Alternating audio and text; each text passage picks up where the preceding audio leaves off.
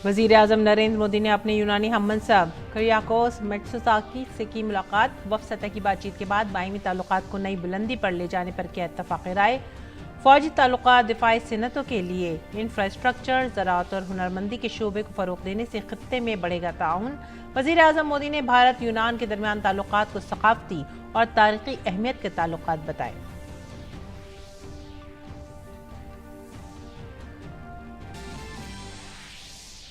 वज़ीर आज़म मोदी को यूनान के आला तरीन शहरी एजाज़ से नवाजा गया। यूनान के सदर ने वज़ीर आज़म नरेंद्र मोदी को मुल्क के आला तरीन शहरी एजाज़ grand cross of the order of honour से नवाजा।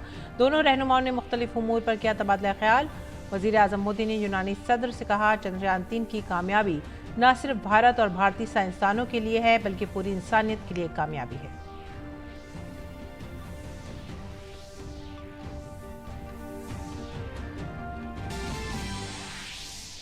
यूनान के दारुल हुकूमत एथेंस पहुंचने पर वज़ीर आज़म मोदी का पुरतपाक खैर मकदम। वज़ीर आज़म मोदी को गार्ड ऑफ ऑनर दिया गया। वज़ीर आज़म ने मुख्तलिफ जंगों में शहीद यूनान के गुमनाम फौजियों को किया खराज अक़ीदत पेश। पीएम मोदी का यूनान पहुंचने पर रवायती ढोल के साथ किया गया इस्तकबाल।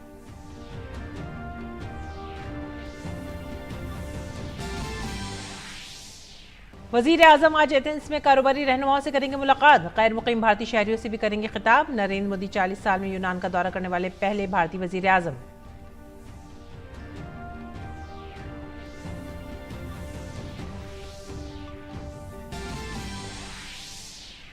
आज से नई दिल्ली में बिजनेस 20 समिट का किया जाएगा इनेकाद। पहले दिन 7 सेशन का किया जाएगा इनेकाद। कारोबारी सरगर्मियों और मसनूई ज़हानत जैसे अहम उमूर पर की जाएगी तवज्जो मरकूज़।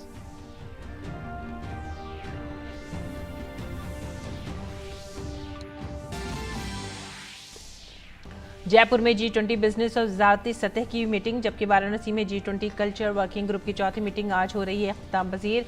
मीटिंगों में सरमायाकारी और सकाफती विरसे समेत कई मौज़ूआत पर किया गया गौर ख़ौस।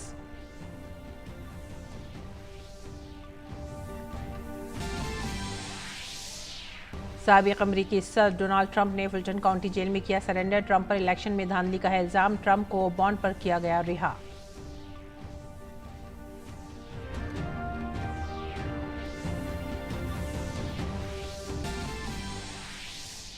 खेलों में आलमी एथलेटिक्स चैंपियनशिप में नीरज चोपड़ा ने 88.77 मीटर भाला फेंक कर फाइनल में बनाई जगह। पेरिस ओलंपिक्स के लिए कामयाबी के साथ किया क्वालिफाई। फाइनल मुकाबला होगा इतवार को।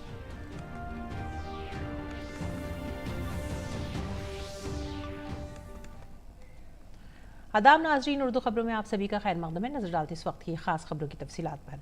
वज़ीर आज़म नरेंद्र मोदी यूनान के दौरे पर है। यूनान के वज़ीर आज़म कुरियाकोस मित्सोताकीस ने नए दारुल हुकूमत एथेंस में वज़ीर आज़म मोदी का गर्मजोशी के साथ इस्तकबाल किया। दोनों रहनुमाओं ने मुलाकात के दौरान मुतअद्दिद उमूर पर तबादला ख्याल किया।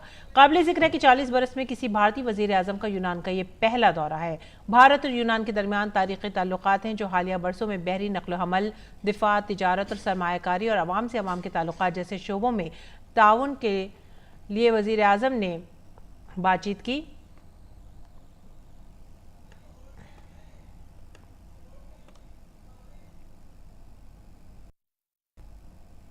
वज़ीर आज़म नरेंद्र मोदी और यूनान के सदर ने मुख्तलिफ उमूर पर तबादला ख्याल किया। इस मौके पर वज़ीर आज़म ने कहा कि चंद्रयान 3 की कामयाबी न सिर्फ भारत और भारतीय साइंसदानों के लिए बल्कि पूरी इंसानियत के लिए कामयाबी है।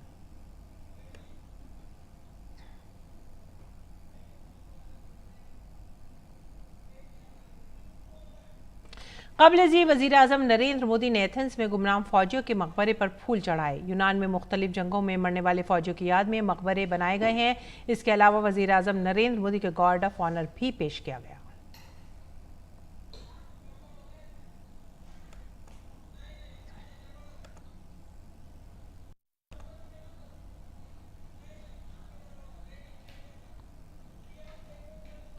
और वज़ीर आज़म नरेंद्र मोदी और यूनान वज़ीर आज़म कुरियाकोस मित्सोताकीस ने वफ़द की सतह की बातचीत के बाद एक मुश्तरका प्रेस में बयान में कहा कि दोनों ममालिक के दरमियान ताल्लुकात को सकाफ़ती और तारीख़ी अहमियत का हामिल करार दिया गया है। वज़ीर आज़म मोदी ने दोनों मुल्कों के दरमियान कदीम ताल्लुकात को फितरी करार दिया। उन्होंने कहा कि चाहे कोई भारतीय वज़ीर आज़म 40 साल बाद यूनान का दौरा कर रहा हो, लेकिन दोनों ममालिक एक दूसरे के साथ ताउन करते हैं। एक्सेलेंसी, मैं आपका हृदय से बहुत बहुत आभार व्यक्त करता हूँ। चंद्रयान 3 की वो सिर्फ भारत की या भारत के विज्ञानों की सफलता ऐसा नहीं है, ये पूरी मानव जाति के लिए सफलता है। और पूरी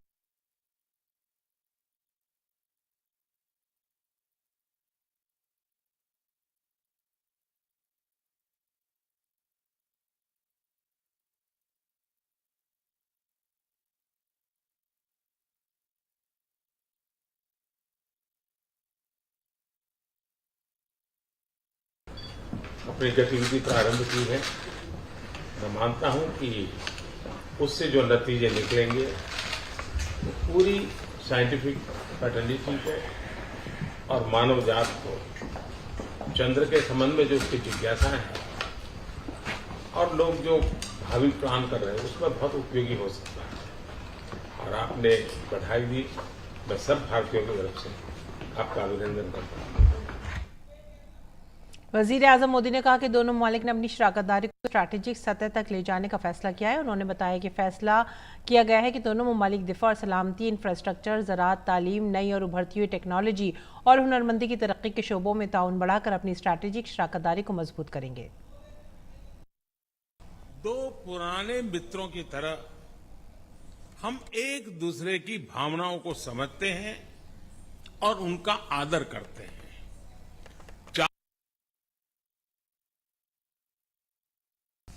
भारत के किसी प्रधानमंत्री का ग्रीस आना हुआ है, फिर भी ना तो हमारे संबंधों की गहराई कम हुई है, ना ही रिश्तों की गर्मजोशी में कमी आई है। इसलिए आज प्रधानमंत्री जी और मैंने भारत ग्रीस पार्टनरशिप को स्ट्रैटेजिक स्तर पर ले जाने का निर्णय लिया है। हमने तय किया है कि हम डिफेंस एंड सिक्योरिटी, इंफ्रास्ट्रक्चर, कृषि, शिक्षा, न्यू एंड इमर्जिंग टेक्नोलॉजी और स्किल डेवलपमेंट के क्षेत्रों में अपने सहयोग को बढ़ाकर अपनी स्ट्रैटेजिक पार्टनरशिप को मजबूती देंगे। दोनों ममालिक ने 2030 तक तिजारत को दुगना करने का हदफ भी मुकर्रर किया है। साथ ही उन्होंने सरमायाकारी की हौसला अफजाई करते हुए इक़्तिसादी ताउन को एक नई सतह पर ले जाने की बात भी कही। ज़राअत के शोबे में मुआहदे के तहत बीज से लेकर मवेशी परवरी में तेजी आएगी। इसके अलावा नकल मकानी और नकलो हरकत पर जल्द मुआहदा करने पर भी इत्तफाक किया गया।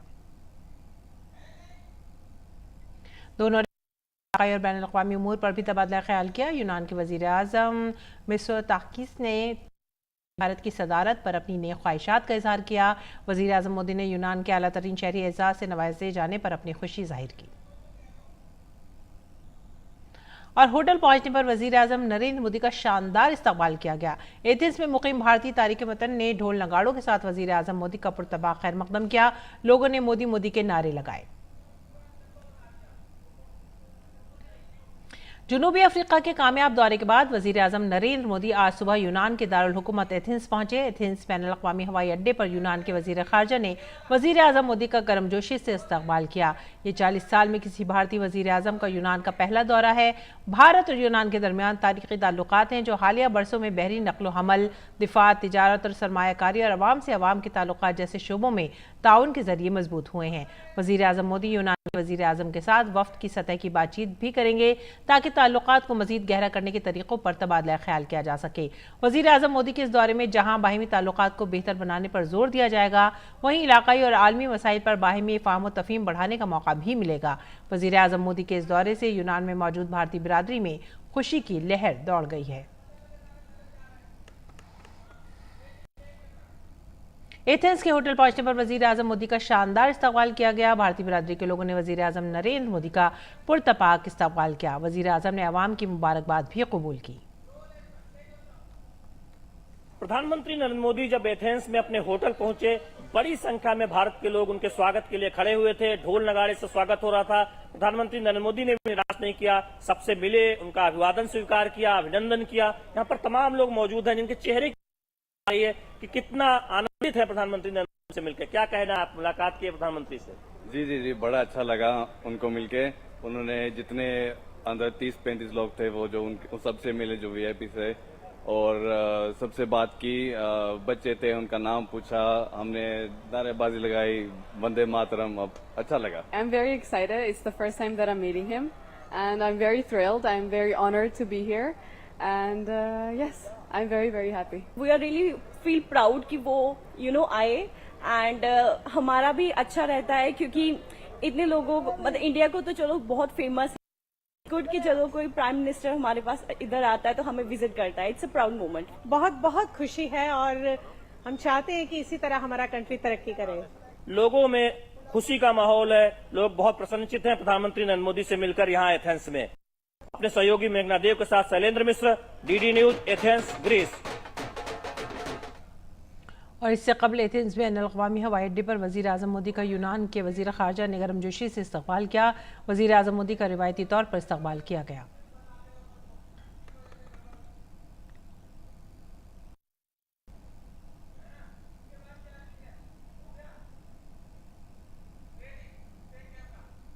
वज़ीर आज़म मोदी के यूनान दौरे के ताल्लुक से वहां मुक़ीम भारतीय निज़ाद शहरियों में ज़बरदस्त जोश है। एथेंस में होटल पर पहुंचकर वज़ीर आज़म मोदी ने वहां पर मौजूद भारतीय शहरियों से मुलाकात की।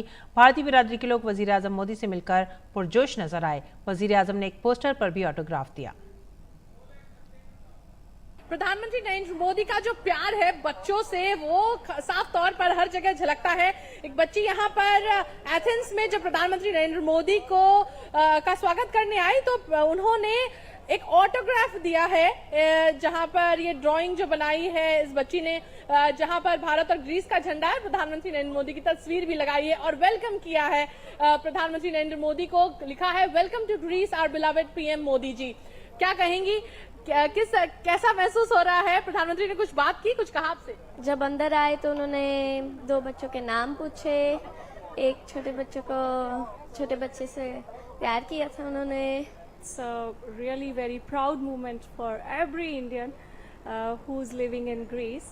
और बहुत ही भव्य स्वागत किया गया सारे हमारे सभी साथियों के द्वारा और मोदी जी ने मुझसे भी हाथ मिलाया और अविस्मरणीय। And thank you so much all the media and सभी ग्रीस में जितनी भी कम्युनिटी है उनकी ओर से मैं सभी की ओर से नरेंद्र मोदी जी का वेलकम करती हूँ। आगे बढ़ेंगे अगली खबर की तरफ। हिमाचल प्रदेश में गुज़िश्ता 24 घंटों के दौरान बिलासपुर समेत रियासत के कुछ मकामात पर मामूल से ज़्यादा बारिश हुई है। अगरचे आज सुबह रियासत के मंडी ज़िले में मूसलाधार बारिश हुई, लेकिन रियासत के दीगर हिस्सों में आज मौसम मामूल पर रहा। कुल्लू में सुबह हल्की बारिश रिकॉर्ड की गई। कांगड़ा के धर्मशाला और सोलन ज़िला में अबर आलूद मौसम रहा। दारुल हुकूमत शिमला में भी मौसम मामूल पर रहा। दरिस्नाबुद को होने वाली मूसलाधार बारिश की वजह से कई मकामात पर सड़कों और इमारतों को नुकसान पहुंचने की मुसलसल खबरें आ रही हैं। सोलन जिले के बड्डी में चंडीगढ़ को जोड़ने वाला बड्डी टोल बैरियर पुल शदीद बारिश की वजह से मुकम्मल तौर पर तबाह हो गया है। महकमा मौसमियात ने आज और कल के लिए येलो अलर्ट जारी करते हुए बाज़ मकामात पर तेज बारिश का इम्कान जाहिर किया है। रियासत में मानसून के मौसम में शदीद बारिशों की वजह से अब तक तकरीबन 364 अफराद हलाक हो चुके हैं। रियासत के मुख्तलिफ अजला में अब भी 38 अफराद लापता हैं। रेवेन्यू और डिजास्टर मैनेजमेंट डिपार्टमेंट के मुताबिक हिमाचल को अब तक सैलाब और लैंड स्लाइडिंग से 8,300 करोड़ रुपए का नुकसान हुआ है। ये तादाद मजीद बढ़ सकती है। मरकजी हुकूमत हिमाचल प्रदेश में सैलाब, बारिश और लैंड स्लाइडिंग की सूरत हाल पर 24 घंटे निगरानी कर रही है और सूरत हाल से निपटने के लिए रियासती हुकूमत को मुसलसल ज़रूरी मदद और माली इमदाद फराहम कर रही है। मरकज़ ने हिमाचल प्रदेश हुकूमत को नेशनल डिजास्टर रिस्पांस फंड से पेशगी के तौर पर 200 करोड़ रुपए जारी करने की मंजूरी दी है। इससे कबल मरकज़ ने 10 और 17 जुलाई को रियासती डिजास्टर रिस्पांस फंड से 360 करोड़ 80 लाख रुपए की 2 किस्तों में पेश की मंजूरी दी थी। इसके साथ ही लैंड स्लाइडिंग से तबाहशुदा सड़कों की तामीर और नौ के लिए 400 करोड़ रुपए और SDRF के लिए 200 करोड़ रुपए का ऐलान किया गया है।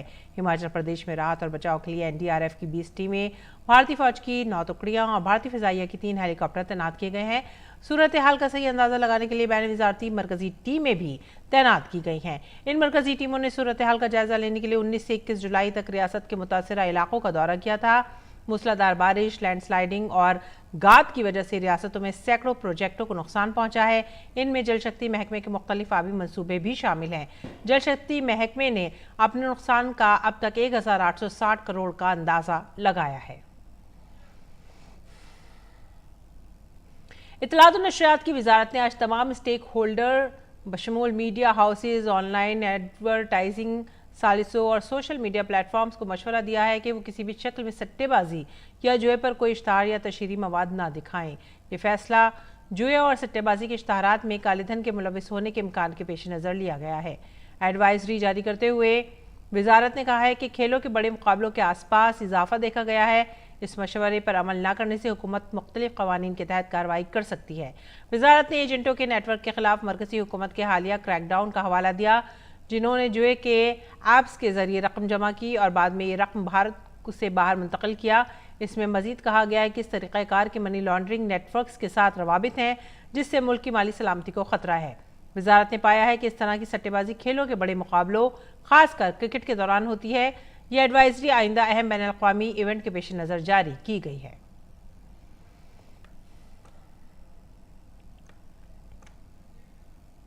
बीजेपी के तर्जुमान सुधांशु त्रिवेदी ने कांग्रेस लीडर राहुल गांधी और उनकी पार्टी कांग्रेस पर मुल्क और वजीर आजम की मुसलसल तौहीन करने का इल्जाम लगाया।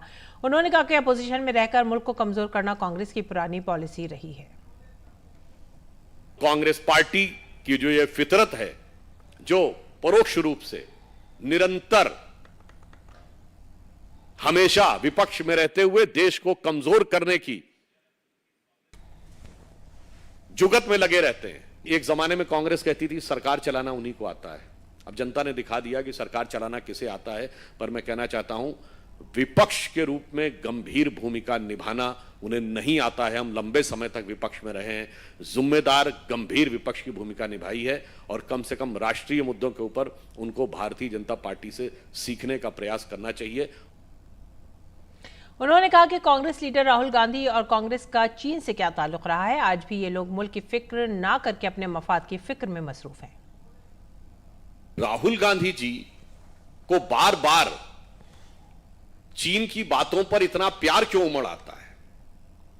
ये राजीव गांधी फाउंडेशन को मिले हुए दान का एहसान है या चीन की कम्युनिस्ट पार्टी के साथ हुए करार का इकरार है कि बार बार वो भारत सरकार से तकरार करने को तैयार रहते हैं। वो आकर ये कहते हैं कि लेह में घूमकर कि मुझे लोगों ने बताया अमुक अमुक चीज। ये कौन लोग हैं और कौन बताता है? और मजे की बात यह है कि ये जो लोग हैं ये स्वतः एक्सपोज हो रहा है। जयपुर में G20 तिजारत और सरमायाकारी की वजारती मीटिंग के बाद प्रेस कॉन्फ्रेंस के दौरान मरकजी वजीर पीयूष गोयल ने कहा है कि हमें खुशी है कि भारतीय ऐवान सदर ने मशरक़ वस्ता के कई मुल्कों को WTO के इजलास में शिरकत की दावत दी है। सऊदी अरब पहले ही G20 का रुकन है। वज़ीर आज़म मोदी ने 3 दीगर ममालिक ओमान, मिस्र और मुत्तहदा अरब अमीरात को भी शिरकत की दावत दी है। ये पहला मौका है कि खित्ते के 4 ममालिक G20 मुज़ाकरात का हिस्सा हैं। We are indeed very, very delighted that the Indian presidency invited several Middle Eastern countries to join the WTO meetings. While of course Saudi Arabia is a member already, the Kingdom of Saudi Arabia is a member of the G20. Prime Minister Narendra Modi invited 3 more countries, Oman, the United Arab Emirates and Egypt, to join as invited countries. It's for the first time that 4 countries from this region are a part of the G20 deliberations. It shows Prime Minister Narendra Modi's and India's collaboration and commitment to working closer together with this region. It also demonstrates the deep friendship and brotherhood between the countries in the Middle East and India. Bharat की G20 की सदारत में वाराणसी में cultural working group की 4थी meeting का आज आखिरी दिन है। कल G20 मेंबरान और बैनुल अक़वामी तंजीमों के नुमाइंदों के साथ बातचीत शुरू हुई। इसके अलावा मीटिंग में मौजूद तमाम मंदोबीन ने इंडियन स्पेस रिसर्च ऑर्गेनाइजेशन की गैर मामूली कामयाबी को सराहा। इफ्तिताई इजलास के बाद सकाफती वज़रा के एलामिया के मसवदे पर सकाफती वज़रा के आइंदा इजलास के लिए तबादला ख्याल किया गया। वाराणसी में 3 रोज़ा मीटिंग का मकसद सकाफती तरक्की और बाहिमी ताल्लुक़ को मरकज़ में रखते हुए काबिल अमल नताइज पर पहुँचना है। भारत की G20 की सदारत में कल्चर पर वर्किंग ग्रुप की चौथी मीटिंग में G20 मेंबरान और बैनुल अक़वामी तंजीमों के नुमाइंदों के साथ मुसवदा अलामिया पर बातचीत जारी है, जो जुमेरात को शुरू हुई थी। मीटिंग के दूसरे दिन मरकजी वज़ीर ममलिकत बराए सकाफत मीनाक्षी लेखी ने खिताब करते हुए कहा कि सकाफत दुनिया को जोड़ने का काम करती है। भारत का वासुदेव कुटुंबकम का तस्वुर इसमें रहनुमा साबित होगा। हमारे नुमाइंदे चंद्रशेखर ने मीनाक्षी लेखी से खुसूसी बातचीत की। केंद्रीय संस्कृति और विदेश राज्य मंत्री मीनाक्षी लेखी जी मौजूद हैं, उनसे बात करते हैं। मैम, आज हम वाराणसी में हैं और चौथी कल्चरल वर्किंग ग्रुप की जो मीटिंग हो रही है और कल मिनिस्टर लेवल की भी मीटिंग होनी है, तो क्या इसमें आपको लगता है कि किस प्रकार से इस मीटिंग में हम लोग प्रोसीड करेंगे आगे? हम इसमें 3-4 चीज़ों के ऊपर नेगोशिएट कर रहे हैं और डिक्लेरेशन आएगी और उस डिक्लेरेशन में यही है कि किस प्रकार से जो संस्कृति है वो सबको जोड़ती है, क्योंकि एक मनुष्य का जो व्यवहार है या अस्तित्व है उसमें अच्छी चीज़ों को अप्रिशिएट करना, पहचानना और लोगों की उस कला, सभ्यता, संस्कृति का मान रखना, ये अगर व्यक्तियों में आ जाए, देशों में आ जाए, तो बहुत सारी समस्याओं के हल तो खुद ब खुद निकल आएंगे। और जब भारतीय प्रेसिडेंसी रही G20 की, तो उसमें कल्चर वर्किंग ग्रुप के ऊपर बहुत दारोमदार रहा। कल्चरल टूरिज्म की अगर बात करें, इकोनॉमी से जोड़ने की बात करें, तो इसमें हम कितना कारगर साबित हो सकते हैं? यहाँ पे ऐसी कोई बात इस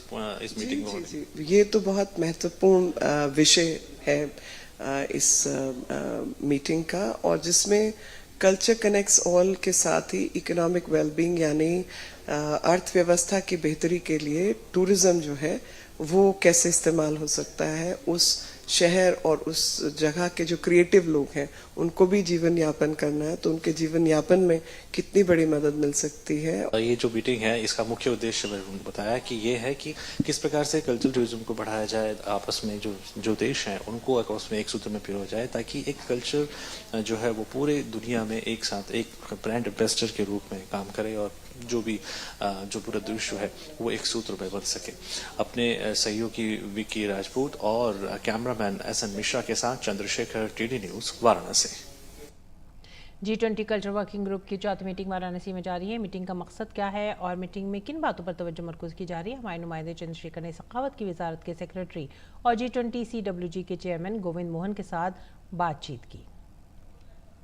हमारे साथ कल्चरल सेक्रेटरी गोविंद मोहन जी इस वक्त मौजूद हैं। सर, ये जो मीटिंग चल रही है वाराणसी में, क्या उसका उद्देश्य है, क्या मेन फोकस एरियाज में रहने वाले? ये मिनिस्टीरियल मीटिंग है। इसका मतलब है कि जितने भी 29 देश और 7 अंतर्राष्ट्रीय संगठन जो कल्चर वर्किंग ग्रुप में जिन्होंने अपनी भागीदारी दी है, और जो G20 के बेसिकली जो घटक हैं, उन सबके जो संस्कृति मंत्री हैं वो यहाँ 26 तारीख को एकत्रित होंगे और भारत सरकार के संस्कृति मंत्रालय के माननीय मंत्री जी इस पूरी सभा की अध्यक्षता करेंगे।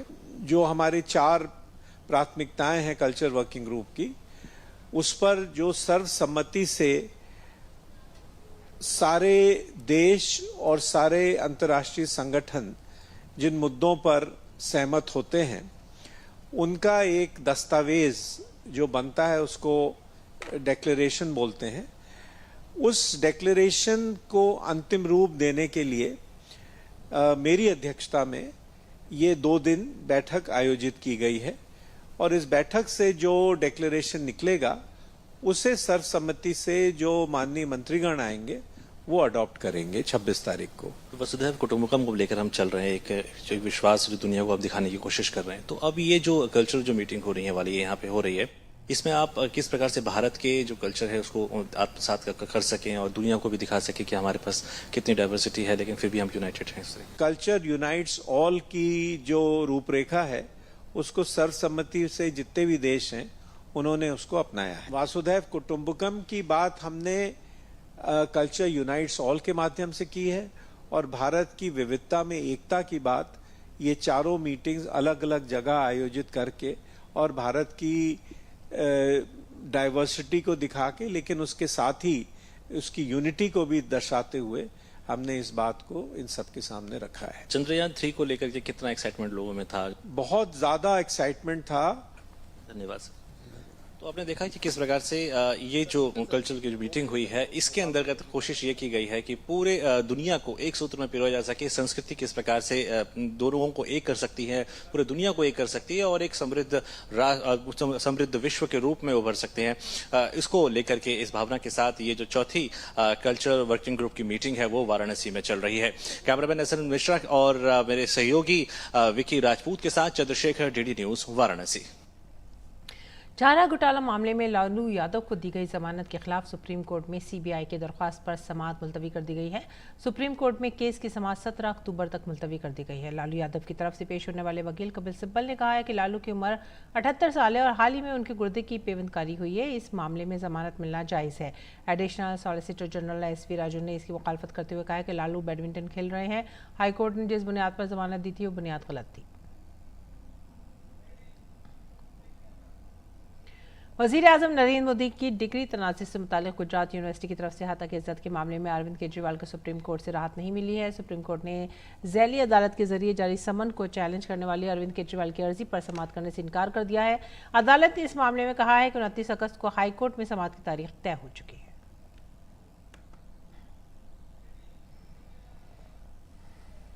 सुप्रीम कोर्ट ने वाज़ेह किया है कि सीबीआई को मुंतकिल होने वाले मणिपुर तशद्दुद के मुकदमात की समाअत आसाम की राजधानी गुवाहाटी में की जाएगी। सुप्रीम कोर्ट ने गुवाहाटी हाई कोर्ट की चीफ जस्टिस से कहा है कि वो एक या ज्यादा जजों को जिम्मेदारी सौंप दें। काबिल जिक्र है कि सिक्योरिटी वजूहात के पेश नज़र केस की समाअत ऑनलाइन होगी। अदालत ने कहा है कि मुलजिमीन मणिपुर की जेल में ही रहेंगे। सीआरपीसी 164 गवाहों का बयान मणिपुर के मजिस्ट्रेट के जरिए रिकॉर्ड किए जाएंगे। केस की अगली समाअत 1 सितंबर को होगी। और हंगरी के बुडापेस्ट में जारी आलमी एथलेटिक्स चैंपियनशिप में आज Olympic gold medallist Neeraj Chopra अपनी मुहिम का आगाज करेंगे। आज होने वाले क्वालिफिकेशन राउंड में नीरज के साथ साथ भारत के मनु डीपी और किशोर जैना की नजरें फाइनल में जगह बनाने पर होंगी। क्वालिफिकेशन राउंड के टॉप 12 में रहने वाले एथलीट्स को फाइनल में जगह मिलेगी। टूर्नामेंट का फाइनल मैच 27 अगस्त को खेला जाएगा। इस चैंपियनशिप के पिछले एडिशन में नीरज चोपड़ा को चांदी के तमगे पर इक्तफा करना पड़ा था। इस बार नीरज से गोल्ड मेडल की उम्मीद की जा रही है।